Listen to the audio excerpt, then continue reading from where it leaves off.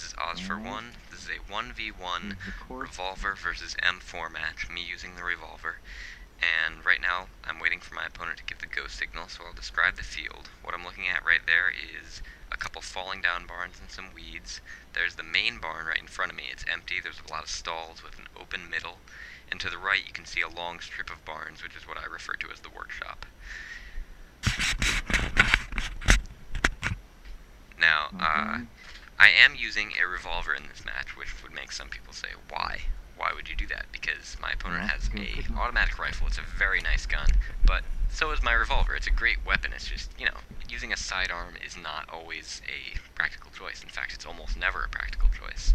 And my reasons for using it are that, first of all, it's a revolver. Revolvers are amazing, and I love them.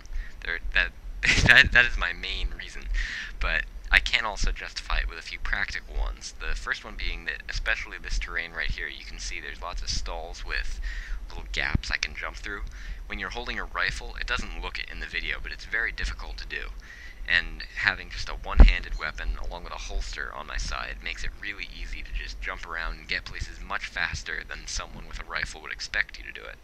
So that actually gives me a huge advantage when I'm first playing with people who are used to playing with others who are using rifles. Now, this opponent has played with me many times, so he kind of expects me to be moving very quickly because he knows what to expect when I'm using this gun. But some of the other quirks of the gun are that, first of all, I mean, it only has 6 shots, and no, that is not a good thing. But with a player like me who tends to be very impulsive and move up when maybe I shouldn't, having 6 shots kind of almost forces me to make good tactical choices. And right here you can see I did not know there were hay bales in the barn at this point, so I ran down here to check out what was happening, and I ended up climbing up top because I figured, you know what, why not take the high ground. So right now I'm climbing up. I don't know where my opponent is, but back to the whole revolver explanation. So it kind of forces me to make good tactical decisions, and even when I do have it, I make terrible decisions because that's just the kind of person I am. And so I'm getting up here on the high ground, and when you can't tell from the lighting of the video, but there's a ton of definition when you're looking outwards from the barn. So I was basically just trying to get a good sight on my opponent because he might be looking in the windows and not see me, but I might see him. You can see right there a bird flew down and almost landed on my leg. That was weird.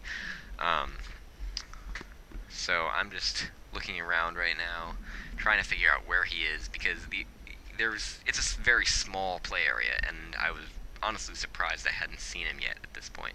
He usually would either run down the side that I did, or be waiting around where I climbed up the hay bales, just sort of, there's a good sniping spot there that I don't think I displayed with the camera. But so I haven't seen him yet, and that's worrying. I think my main suspicion at this point was that he went to what I referred to earlier as the workshop, and it was kind of clearing that and trying to get a back flank on me. And so with that in mind, I was a little worried I was going to end up caught out, because I'm very exposed, especially when he has that rifle. He can just shoot at me from between a crack, and I would be able to do nothing, because this gun tops out at about 30 feet, while his can go like 300. So maybe not 30 feet, maybe 100. I'm terrible with distances, but, so right now I was kind of getting a little nervous, getting ready to get out of there, start hunting for him, because I didn't want to be in the barn, because I felt as though maybe he knew where I was and was just going for the right angle. And so right here I got one last look on the other side. I looked down for a second, contemplating my height. It was a little moment of fear. And, you know, just getting my last look, and then I turn around, I'm going to jump down, and so I'm getting my revolver ready, because my main fear at this point was that he would be hiding in those weeds on my right. And again, when I'm using a gun like this, one of the biggest problems is that, especially in summer, you need to have fully automatic to pierce weeds, or you need to have like a full minute to aim your shot to make sure it's not going to hit a particularly thick growth.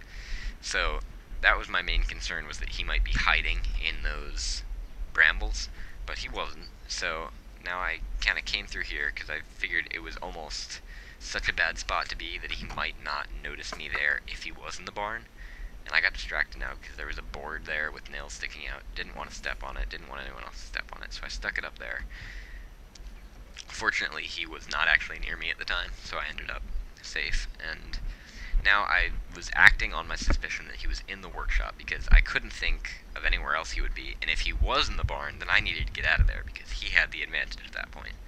I'm just checking my corners, and normally it would be a good choice to actually go to the left there and take the long way around the silo because those weeds can hide anyone. There's actually a concrete block that you can stand on there for some height. So I actually ended up going short just because I hadn't seen him anywhere else and I suspected he was on that far end. And then right here, I see him, he pops out, gets shot, and that's game.